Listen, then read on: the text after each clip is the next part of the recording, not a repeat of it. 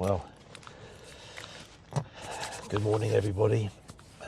Welcome to another episode. I'm up bright and early. It's just gone 5 o'clock in the morning here in the UK, and I've got something special for you.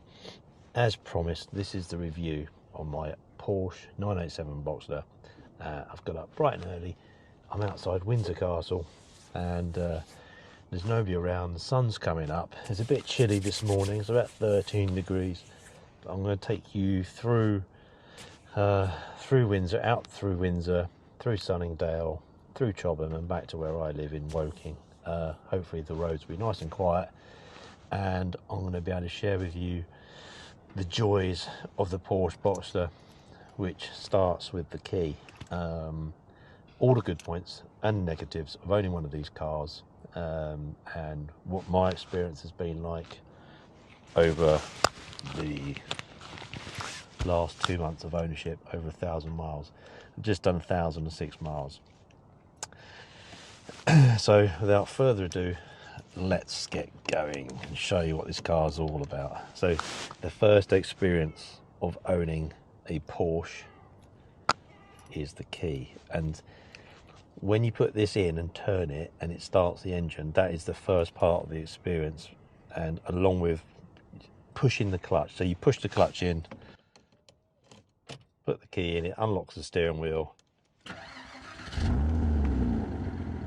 and then the engine fires into life.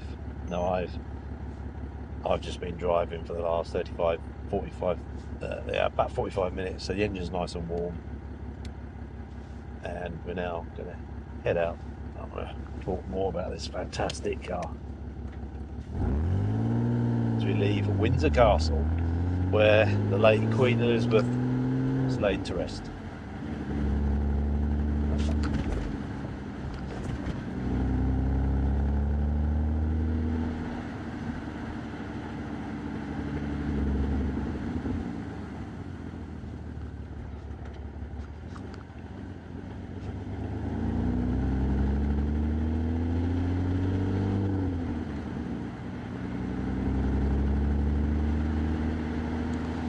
Now, some great roads on the way back, and I apologise if I suddenly just go quiet. It's because I want to share with you that experience of the flat six.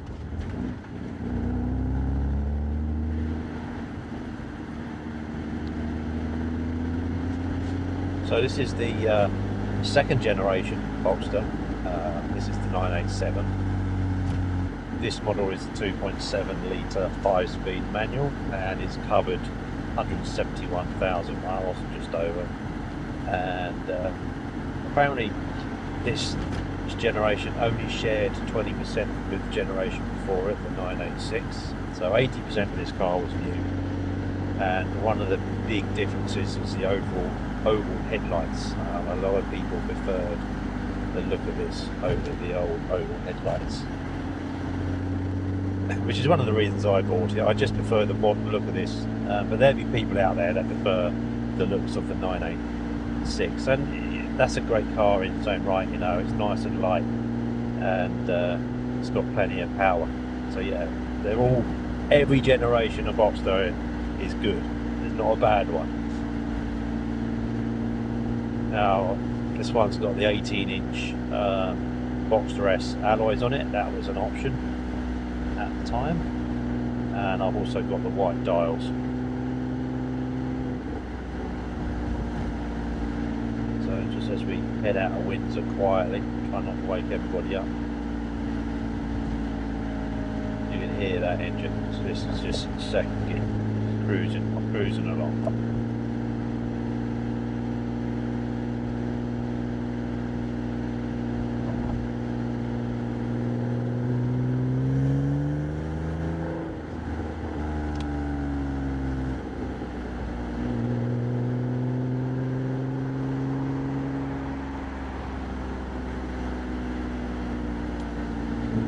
Straight away, the handling of the Boxster is just unbelievable.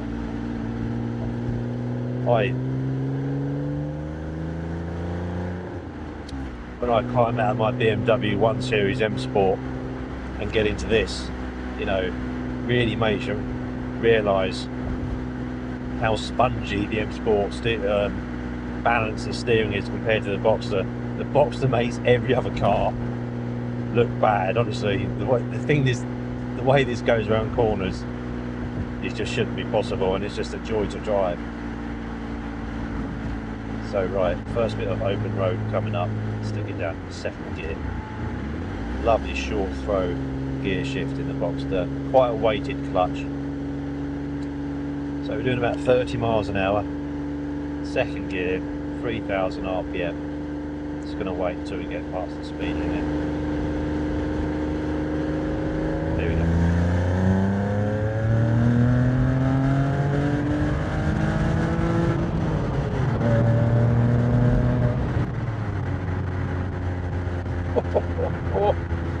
So there we go, speed limit in second and third reached, no problem. Lovely sound as well. And I generally just put it in fourth and just cruise away, but you wanted to put it in the fifth gear. It does pull, but I wouldn't exactly call it lightning fast. But this car's all about changing gears, and most of that happens between second and third, typically. Now I've sort of been trying to work out the gear ratios on this car, because everybody says how long they are, and they are long, but these cars are so light at around 1,300 kilos. It doesn't really matter what generation you go for, actually. They're all around sort of 1,300 kilos. Maybe a later car with PDKs 1,350, but it just, because of the weight, these things just pull in any gear. I mean, fourth gear is fine, you know. I'm not going to beat a Lamborghini off the line, or maybe even a Subaru in fourth gear, but when you start getting down through the gears, you can make progress quick. You know?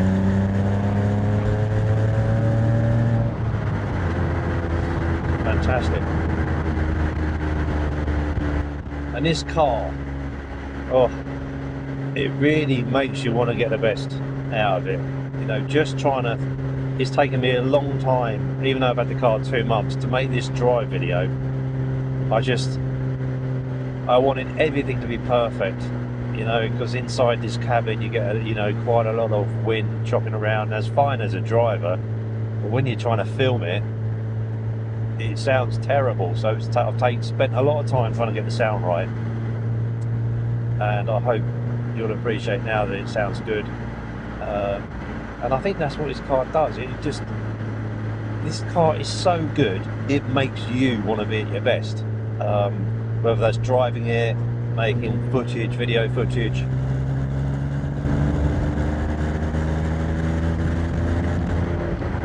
So good. It's quite a windy day today, actually, so hopefully it's come out good. Yeah, and I've been dwelling over the locations as to where to film this video. It's not easy. You want it to be, you know, a good bendy road, get some speed up. Sticking in third as we go around this corner.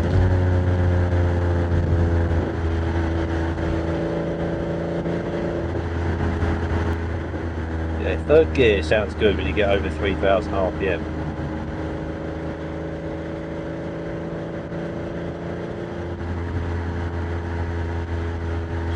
Back to this car, get away. I was hoping this time in the morning there wouldn't be any traffic, but there we go. Just got back a bit.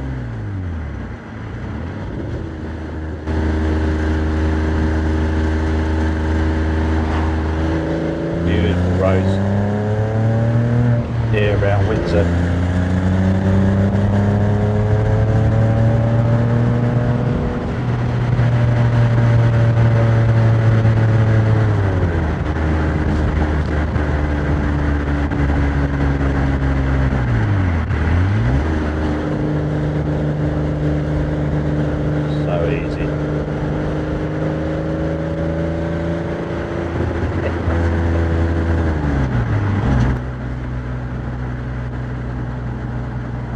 driving position. As you get in the car, you know, you're met by the nice thin Porsche steering wheel, firm, nicely leathered.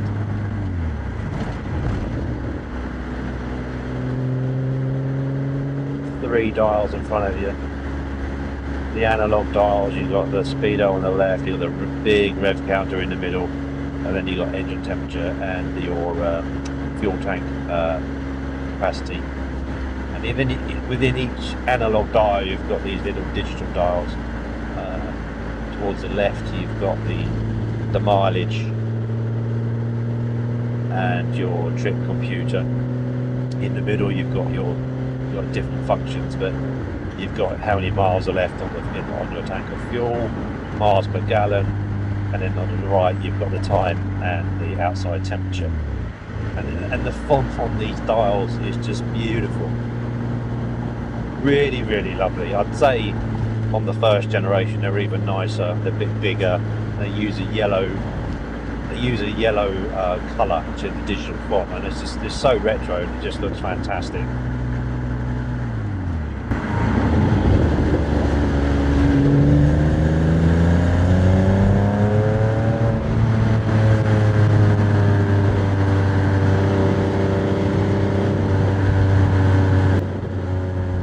Steering wheel, nothing on it apart from the horn. It's a very simple steering wheel.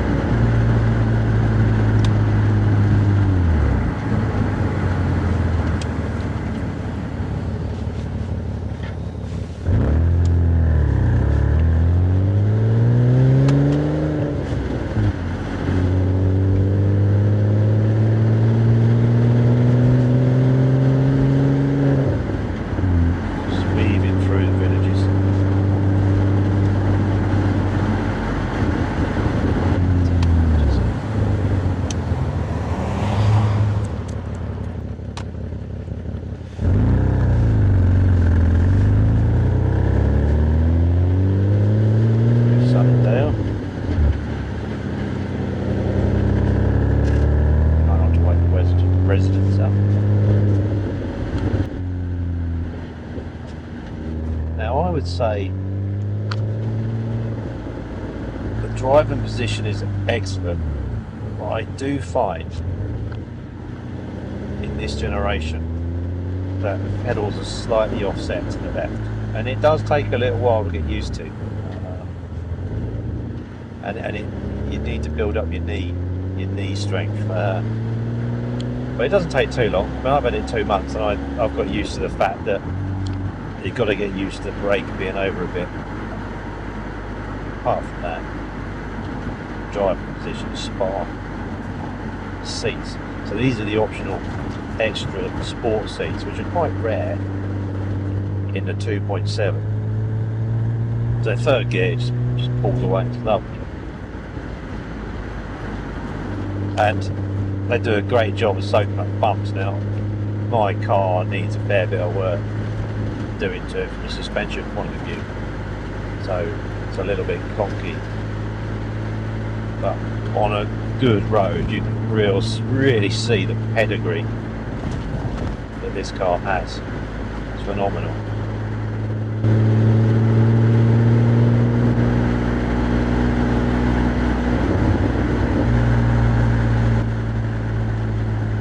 I really want to thank everybody that watches my channel.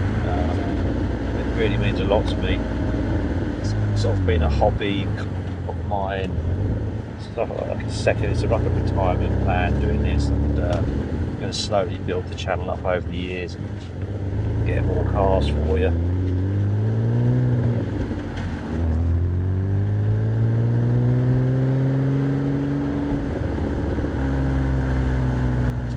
Now I'm actually filming this on a Friday morning. It's actually Festival of Speed.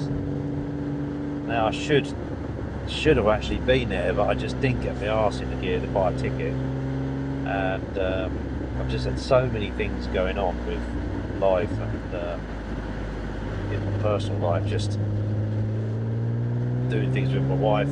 It's just not had the time to buy a ticket, so there's not going to be any Festival of Speed footage from me this year, but definitely going to go next year. Hopefully the channel would have grown. Hopefully I would have got over the 100,000 subscriber mark, and maybe I'll be attending the show next year with a company, a sponsor or something. There we go, sunny's out. Oh, sounds so good. So good.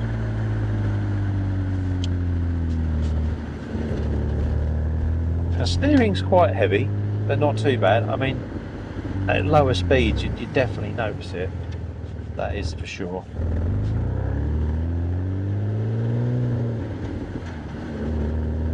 The clutch weight is, I'd say, on the firmer side, but perfect.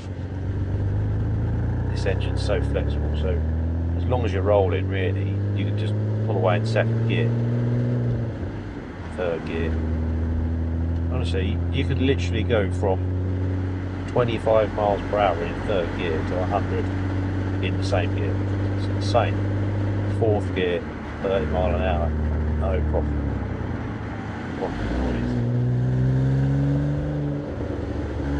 That's the other thing. When you're driving through built up towns or places where there's these big walls, the noise that you get through this engine, it's just fantastic. Right, I'm coming up to a bit of open road, so I'll shut up and let you enjoy this noise.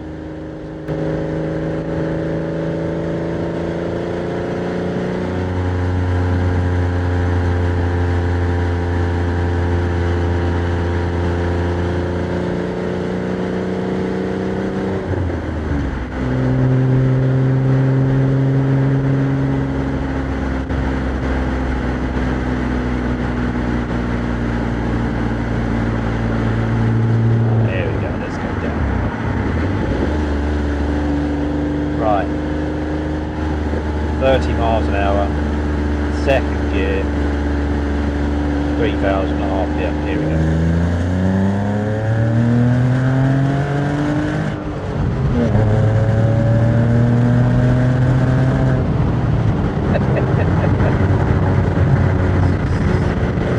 Easy.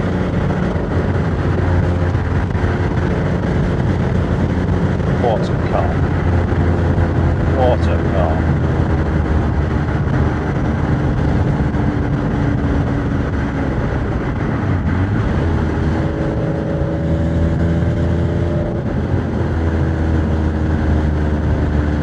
And then second gear, coming up to around about, do this around 50 miles an hour, like that.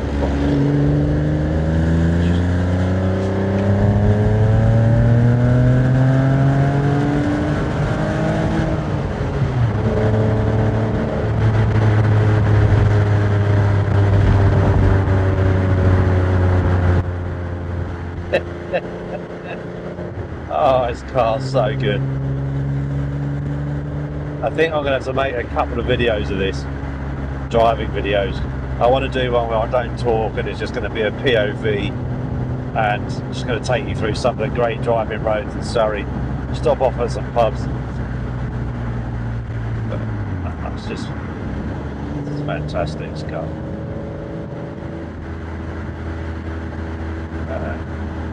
One thing you get with a convertible is you get to hear all the outside noise. So things you've never heard before in a car, you know, if you're driving slow, you get to hear the birds, airplanes, just countryside noises, which is just makes that driving experience so much nicer.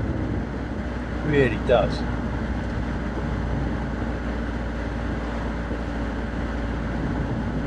You do have to get used to a few things with a convertible. You know, the sun does come through, blind you at times, and it is quite warm. I'd say perfect temperature for one of these is like 23, 25 degrees. Any hotter than that, you're stuck in traffic, it becomes a bit uncomfortable. But generally, it's not too bad, you know. It's 13.5 degrees, it's a little bit nippy. Got the heating off to get my hands warm. This one's got the 2-stage heating, which is fantastic. It's a mega car. Oh, out of the way, birds.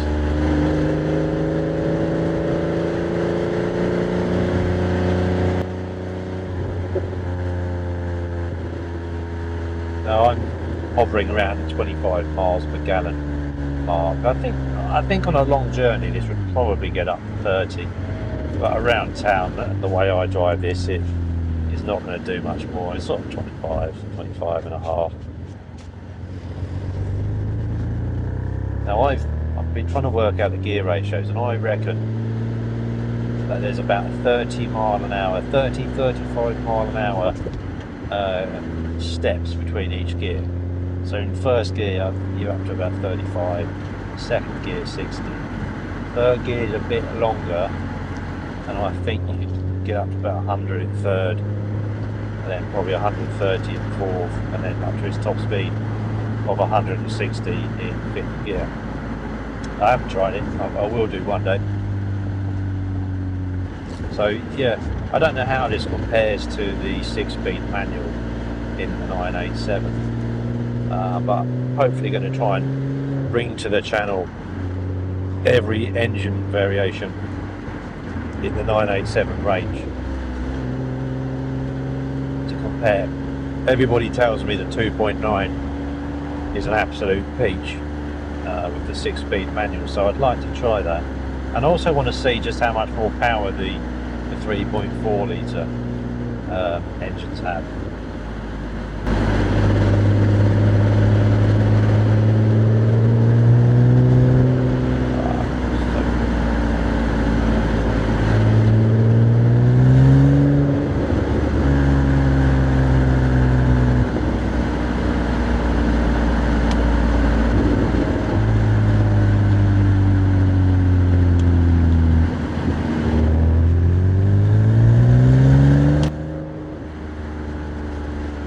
Hoping there'll be no traffic on the roads this time of the morning, but I've been mistaken. It's 5:30 and there's already cars. Bonkers.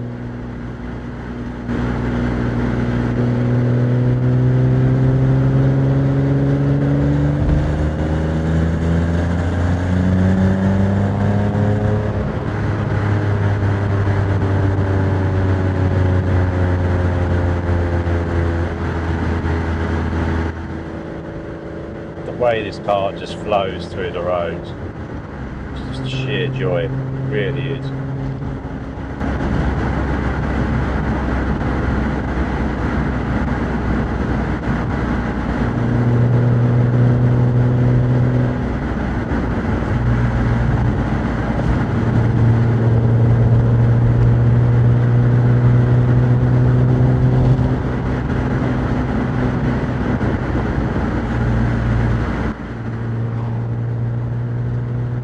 Love the size of the gear knob as well. Gear knob's excellent on this.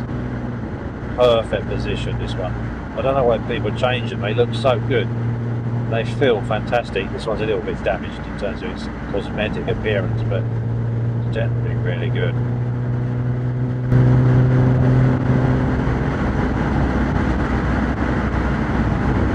A bit of noise.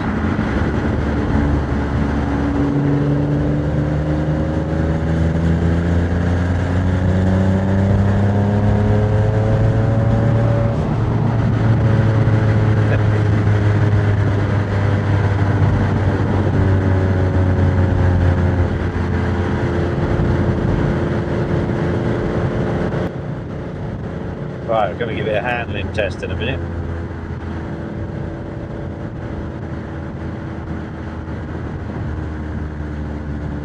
Now this one's got the optional Bose stereo, and it sounds fantastic, really nice and bassy.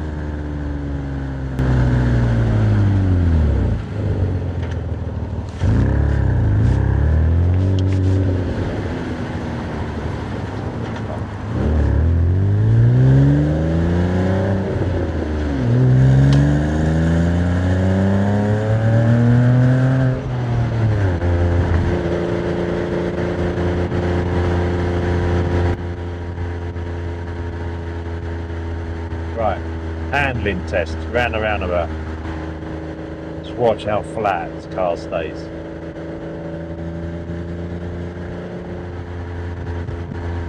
And we'll have a change of direction as well. Just amazing, this car.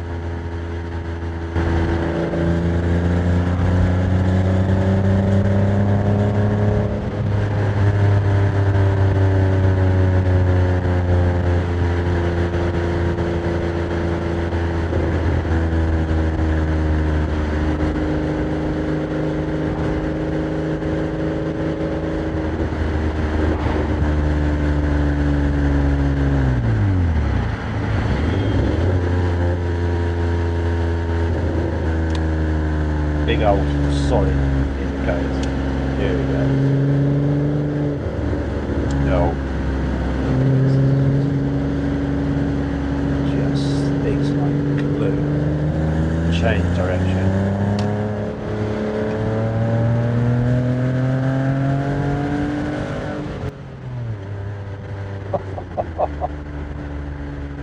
Honestly, owning one of these cars is a lot of fun. Amazing car. But yeah, what else can I tell you? The Bose Hi-Fi is fantastic, but to be honest with you, if you were looking to buy one of these cars and it didn't have it, I wouldn't worry, because I hardly ever have it on. Every time I put it on, I just turn it off within 2 or 3 minutes because I just want to hear the engine and the elements around me. So honestly, I wouldn't worry about it if it doesn't come with one. What else? We've got the 2 cup holders in here. Quite cute. Don't never actually use them, but they're quite useful. Pop it out, that goes in there. Yeah, lots of decent sized cabin, really nice sized glove box. Got the lovely deep pile carpet on the interior door. We've got some decent storage cabins actually. Door bins, decent door bins. Quite deep. I mean, you couldn't get a big warp on in there, but to store gloves and hats and things, no problem.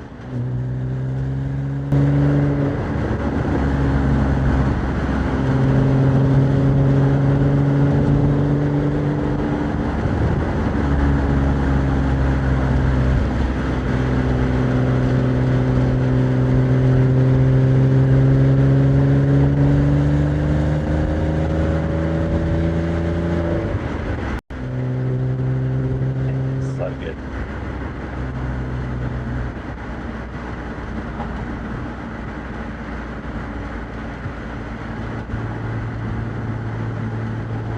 Now, we're coming up to the time where the electric Boxster and Cayman will be coming out in 2025. There's a lot of talk about it, and there was actually a prototype made back in 2011, which was quite interesting. I think it was a Cayman, and I know it was a Boxster. It was a Boxster, and it weighed 1,600 kilos. They did 3 prototypes.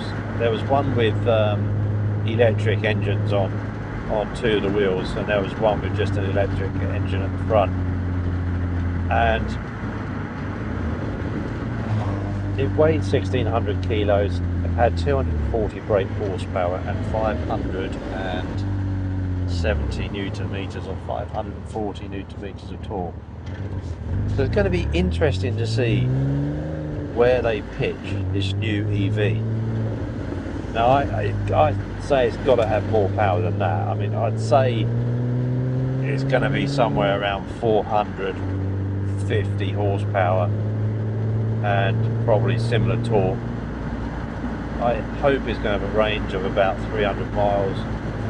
But the thing that I hope they've sorted out, and knowing Porsche they probably will have, is the weight.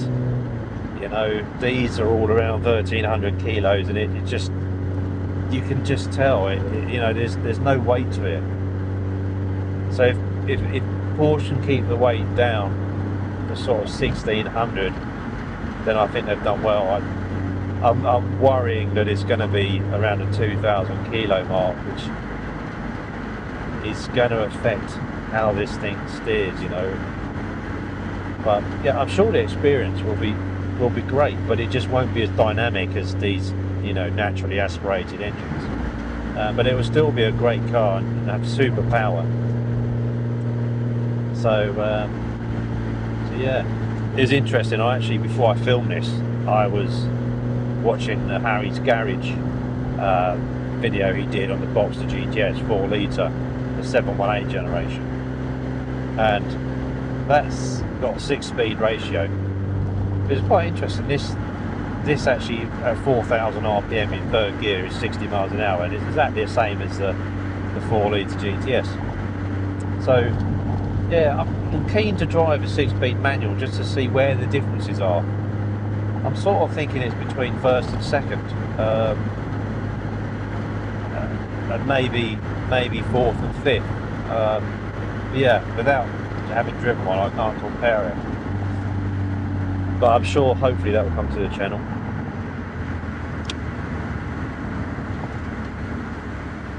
So we're coming to the end of the video, so I'm nearly home. There are about 3 or 4 things which I don't like about this car.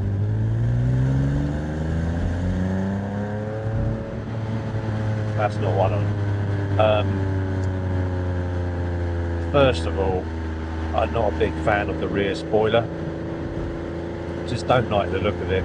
You can't see it from the cabin either, in the rear view mirrors or the wing mirrors. You just can't see it.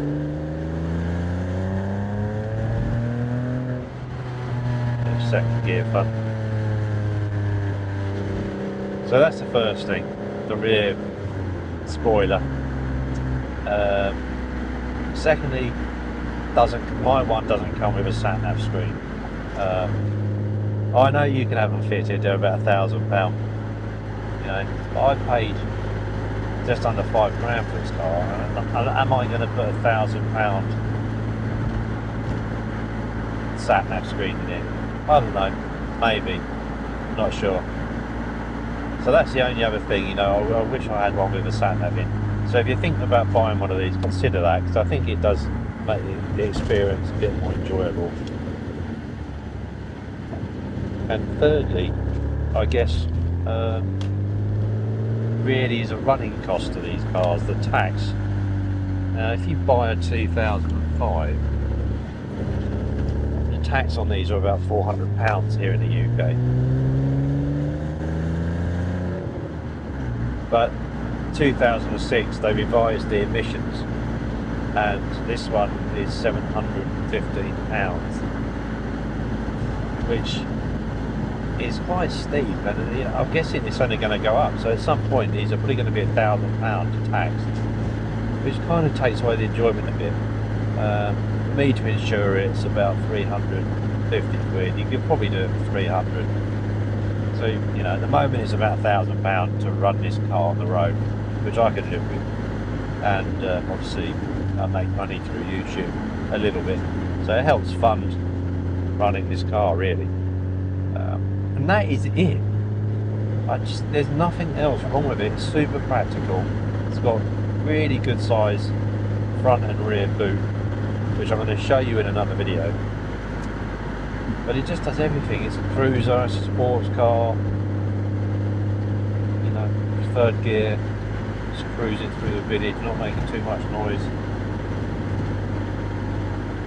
If I was being really critical of the engine noise, I'd say third gear could be a bit noisier. And of course the engine really sings when you get into the revs. So in third gear, you know, you're at speed limit to get good noise out of this thing, but it definitely makes better noise in 30 seconds, which is fine. They're the, second gear you're in most of the time, to be honest with you.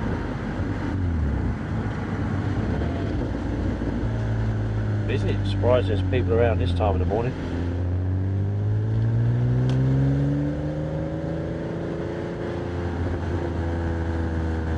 So there we go, folks.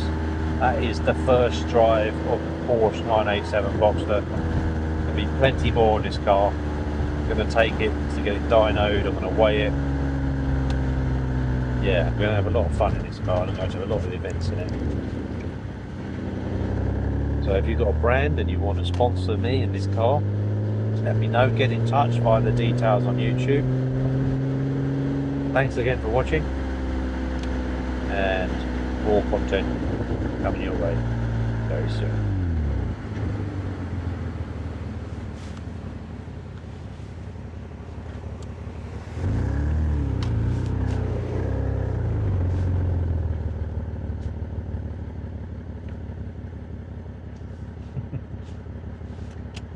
It was a little bit busier than I hoped, but hopefully you've enjoyed that and you can see the delight that this car gives you.